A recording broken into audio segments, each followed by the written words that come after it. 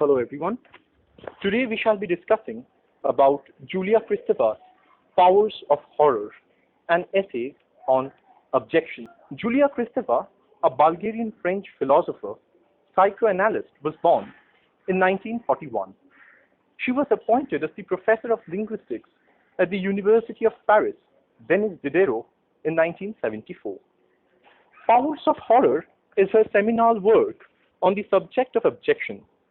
J.A. Carden writes, and I quote, "The infant creates borders between the I and other by objecting violently, throwing out, jettisoning that which seems improper." Try to understand this by taking real-life examples. As we are growing, we desire more and more of freedom. As children, we remain extremely attached to our mother. But in the process of our psychosexual development, we create borders between the self and the other. Therefore, we jettison our mother. This is what Kristeva terms as the abject. Later on, in 1990s, feminists tried to explain the dominance of phallus in light of this abjection theory. They developed concepts like the maternal abject, the abject female, and the monstrous feminine. If you remember that famous hotel scene from Federico Fellini's City of Women, you will understand what I am trying to say. Attenzione. Un uomo, un maschio, s'aggira tra noi. Dobbiamo fermarlo. Now a very pertinent question arises here. Are women fearful of procreation? In this regard, let us read the third chapter from the book, From Filth to Defilement. Here we have an essay on fear of woman, fear of procreation. Kristeva writes, fear of the archaic mother turns out to be essentially fear of her generative power. It is this power, a dreaded one, that patrilineal filiation has the burden of subduing.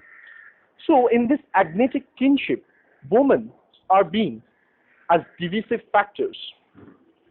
Couple of months ago, we were reading about the Sabarimala temple, the Supreme Court's verdict, and various conspiracy theories about it. Keeping that in mind, let us proceed with our reading of the same excerpt. Ritually impure and contaminating, menstrual defilement wields with them, in addition, a cataclysmic power that one is led to speak under these circumstances, not only of ritual impurity, but also of the power of pollution. Thus, if a woman is undergoing her period touches fire, a masculine and patrilineal symbol, food cooked on that fire makes her ill and threatens her with death. So we always define ourselves by what we are not. We never focus on what we want to do because we are always conscious of the fact for what we should not do. So these cultural rules formulate the superego. This is why Kristeva writes, and I quote, "To each ego its object, to each superego its abject." So the body improper tries to keep away from perversions, which formulate the body proper. Kristeva tries to understand these binary opposites, the self and the other, the body proper and the body improper, through a close study of body fluids. We have to remember that in 1980s, there was the AIDS epidemic. So the Kristevan references to bodily fluids constitutes of what is me, but what is not me. In the book, Gendered Epidemic, Representation of Woman in the Age of AIDS, we have an excerpt, Reaching the Limits of Abjection, the Case of Ryan White. It is here that we come across the statement, why is it that not all people living with HIV or AIDS occupy the position of the abject in our society? Kristeva may help us understand the mechanisms in which the repudiation of the bodies for their sex, sexuality, and or color, a repudiation which expels and repels, founds and consolidates, culturally hegemonic identities along sex, race, sexuality, axes of differentiation. Kristeva explores the abject with references to modern literature, Dostoevsky, Proust, Louis Borges, Ferdinand Cecil, Kafka. In the first chapter, Approaching Abjection, Kristeva writes, the abject is, for Dostoevsky, the object of the possessed. It is the aim and motive of an existence whose meaning is lost in absolute degradation because it absolutely rejected the moral limit, a social, religious, familial, and individual one, an absolute God. Abjection then wavers between the fading away of all meaning and all humanity, burnt as by the flames of a conflagration, and the ecstasy of an ego that, having lost its other and its objects, reaches at the precise moment of this recite the height of harmony with the promised land. While Abjection with Marcel Proust is fashionable, if not social, it is the foul lining of society.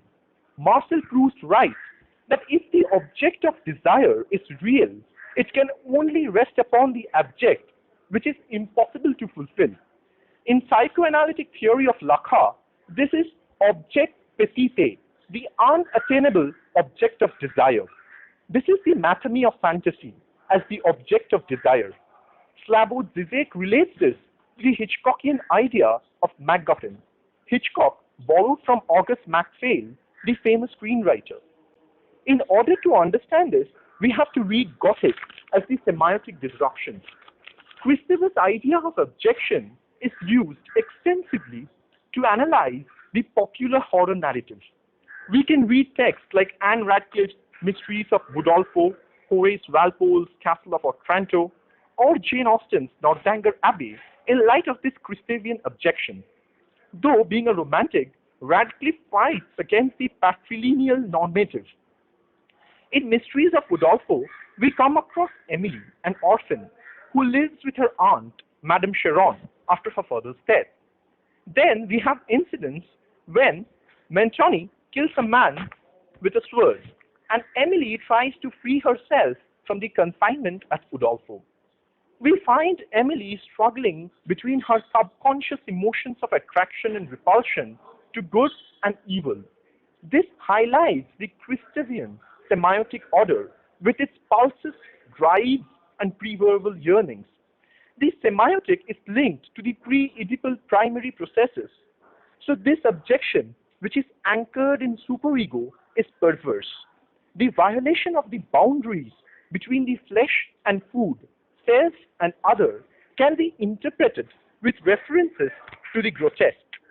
The distasteful grotesque in the frescoes of the Roman grottos, an open wound, feces, sewage, even the skin that forms in the surface of warm milks, exemplifies the Kristevian abjection. Now the question that arises is how to purify the abject. This can be traced by the history of religion or art. The repressed desires or the Freudian slip is also found in this. It is not possible to discuss about the Kristevian abjection within this limited time frame, so we will be continuing our lecture in the next session. Thank you. Subscribe to our channel.